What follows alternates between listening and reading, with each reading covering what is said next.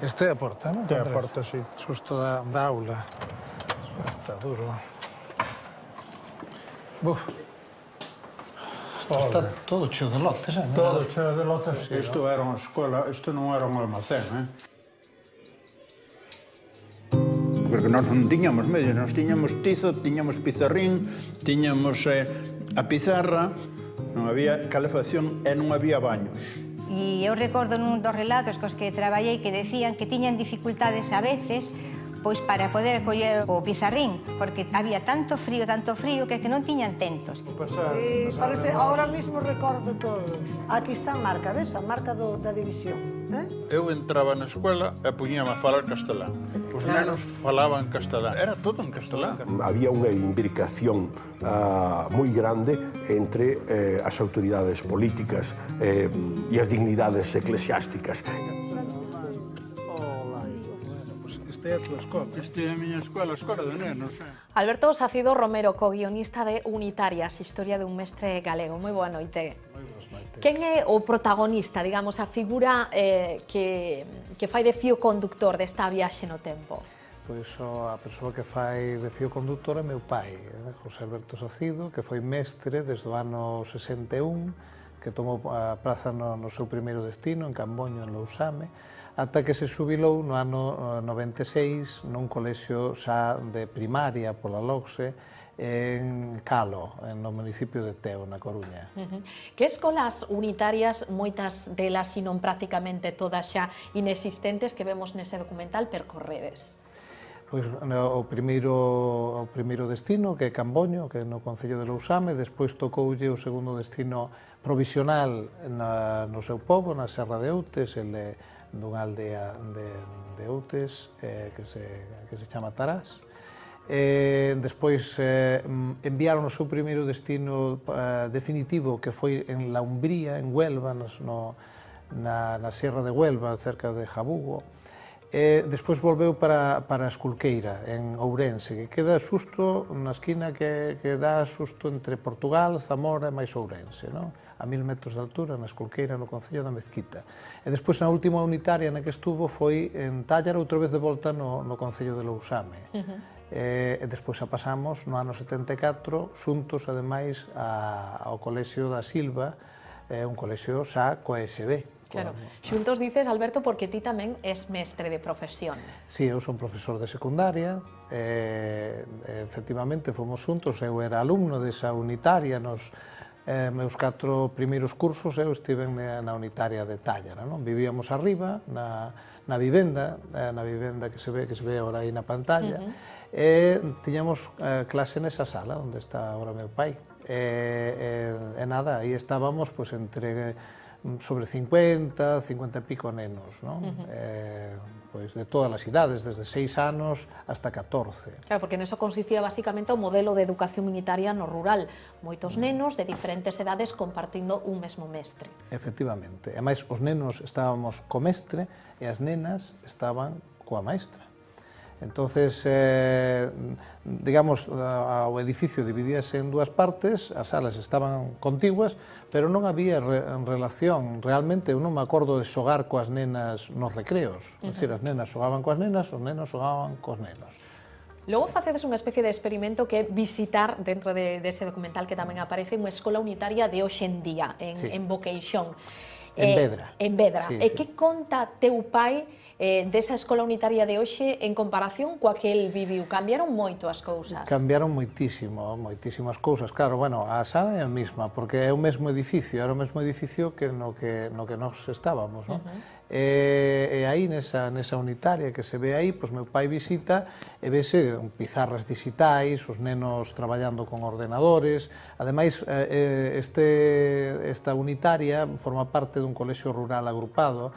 En este colexio rural agrupado, en particular, pois participan nun programa que se chama Rede de Escolas na Nube. Teñen como un servidor común, donde eles poden facer videoconferencias, están interconectados nas propias unitarias, ademais con outros CRAs e con outras unitarias. Incluso ahora mesmo están participando nun programa europeo, tamén basado nesa idea, non? Por lo tanto, xa é unha escola do século XXI. Claro, nada que ver coa que viviu teu pai e ti como neno ao principio da túa etapa. Claro, en esa unitaria hai, pois non sei, 12 ou 13 nenos, non sei, ou 15, non? Entón, pois, bueno, a verdade é que é unha educación, o que vimos, unha educación pois, de moita calidade, porque están os titores con eles, profes de apoio, e máis, despois, pois, veñen no circuito, pois, van se rotando os profesores especialistas, non? Que lles dan lingua estranxeira, que lles dan educación física, bueno, música, etc. Unitarias, entón, daquela, nos 60-70 masificadas, e con moi poucos mimbres, non? Para dar clases, había que apañarse con moi pouquiños elementos. Sí, había que apañarse con poucos elementos porque non tiña nada. Bueno, o pai dio aí, non? No tráiler do documental, pues, tiñan o mínimo. Recordo, por exemplo, que estaban forrados os lados das paredes con mapas, entonces aí poñíamonos uns a facer unhas tarefas, outros a facer outras. Bueno, eu conto el tamén no documental que os nenos maiores axudaban os nenos máis pequenos e os medianos, íbanse axudando uns aos outros e facíanse diferentes tarefas por zonas, non? O mesmo que se traballa hoxe na escola infantil, non?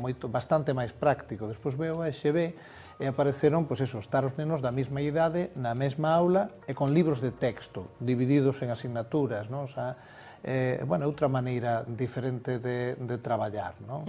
Eu penso que nestas unitarias que fomos a ver agora, eu penso que se traballa dun xeito máis globalizado, máis centrado en proxectos, e que realmente funcionan moi ben, non? Tires froito daquela escola unitaria, pero participas agora como mestre da nova escola.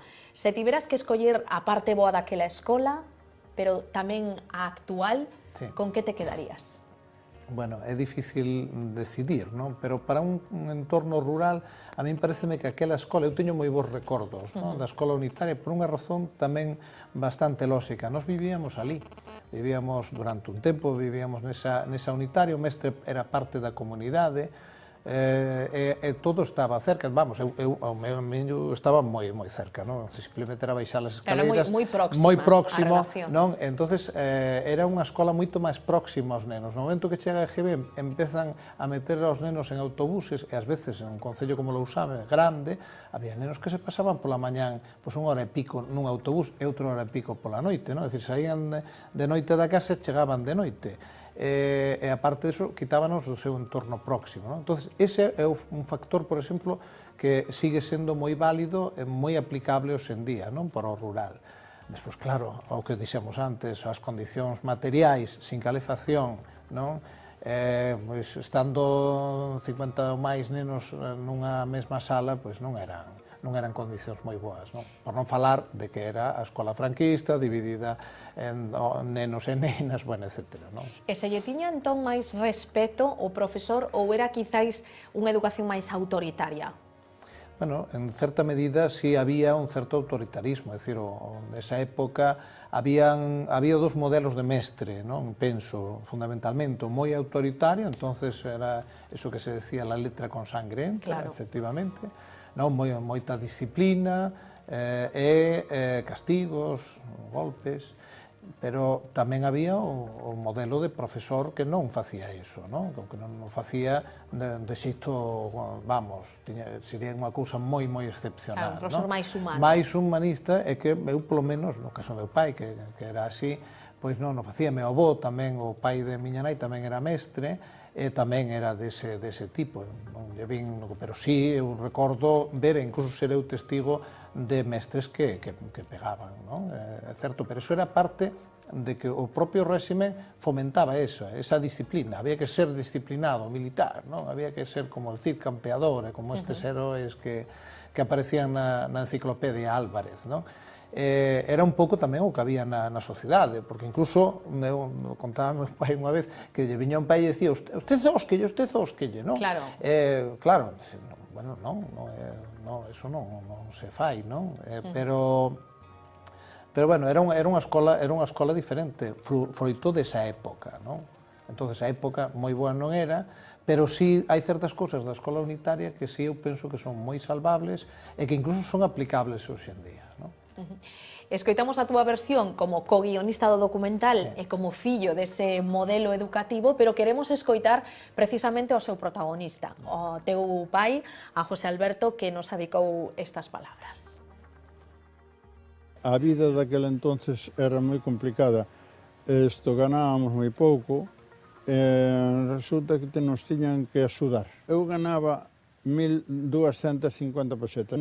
Recordo tamén que tiñamos o respeto da población, o cual despois foise perdendo. O que era complicado, porque tiñas ese cadra, como cheguei a ter eu, 54 rapaces, e claro, 54 rapaces de 16 hasta 12 anos, pois hai que repartir moi ben o tempo e hai que repartir moi ben as materias, e teñenche incluso que axudar. A min axudaban os rapaces maiores cando terminaban os seus traballos, eu mandaba cos pequeniños a facer a O, a facer a A. Sinto pena por dúas cousas.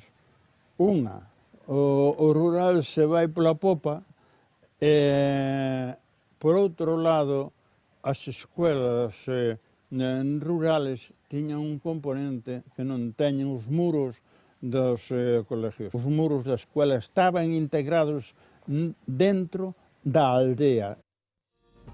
Escoitamos a José Alberto, teu pai, supoño que era unha profesión a que lle adicaba moita paixón e que se transmitiu xenéticamente prácticamente a toda a familia, porque teus irmáns tamén se adican a isto. Sí, meus irmáns adícanse, meu irmán é profesor universitario de literatura inglesa, e miña irmán é profe de secundaria, como a min, non? De lingua castelá. Ti das clases a edades comprendidas entre os 11, 12, 15 anos, máis ou menos. Pois sí, dou clase en primeiro da ESO, son nenos que empezan con 11 anos, rematan con 12, e nenos de cuarto da ESO, que están entre 15 e 16 anos. E tiras moito da figura de teu pai como modelo a imitar, ou trazas máis ben o teu camiño, a túa forma de enseñanza, as túas ferramentas? Pois mira, lóxicamente isto vai no que se aprende, non? Eu aprendindo en torno, claramente ten que haber moito desa experiencia compartida con meu pai, non? Lóxicamente. Pero claro, a escola na que eu dou clase, na que el tivo que traballar, son moi diferentes, non? É moi diferente o período histórico. Claramente o franquismo foi unha época moi difícil, non? Para isto, porque, por exemplo, todos os nenos falábamos galego unha vez que salíamos por fora da porta, sin embargo, dentro da aula só se podía falar castelán, estaba absolutamente todo. Entonces, eu non, porque eu controlaba máis, porque, bueno, meus pais falábanme castelán nese momento. De feito, ahora falamos galego xa desde fai moitísimos anos, non? Pero os nenos da propia aldea era algo que lles costaba, porque, claro, para eles o castelán era unha lingua estranxeira, non? Hasta que comenzaban. Non había medios de comunicación masivos como hai agora, que agora o castelán está por todas partes, non?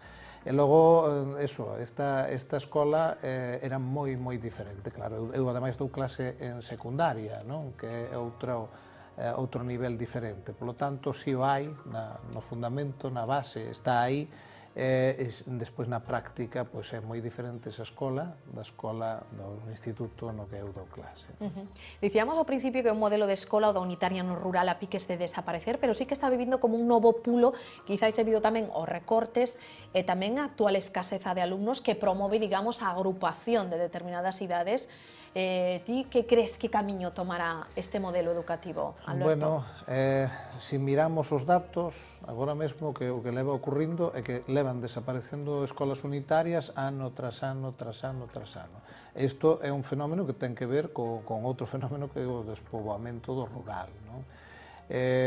Como modelo de futuro, eu vexolle máis posibilidades ás unitarias, que están máis próximas, como decía antes meu pai, a aldea. Os nenos non terían por que ser transportados, é dicir, podíase poñer unha por parroquia, o transporte sería, en todo caso, se houbera mínimo, non? Todo iso, o custe, nese caso, descendería, e estarían dentro do seu propio contexto, non? Hai casos, agora mesmo, que me contan, de sitios na Galicia interior, onde hai un centro antigo da EXB, que era para, non sei, 400, 500 nenos, que agora mesmo ten 40. Están levando nenos transportados desde moi lonxe, non? Entón, eu diría que unha proposta podería ser, unha proposta que se pode sacar deste propio documental é isto que darlle a volta á Lei Villar Palasí e que da EXB, quitalos deses centros onde agora non ten moito sentido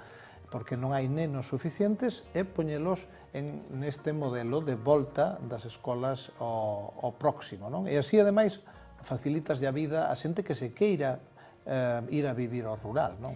Alberto, moitísimas gracias por compartir esta historia de hai tempo que volve doutro xeito tamén agora ás aulas galegas. Moitas gracias. Moitas gracias. E se queren saber máis, xa saben, a través do documental Unitarias, Historia dun mestre galego. Quedan agora con Vía V, como cada noite nos voltamos mañán a iso das 9:05. Adeus.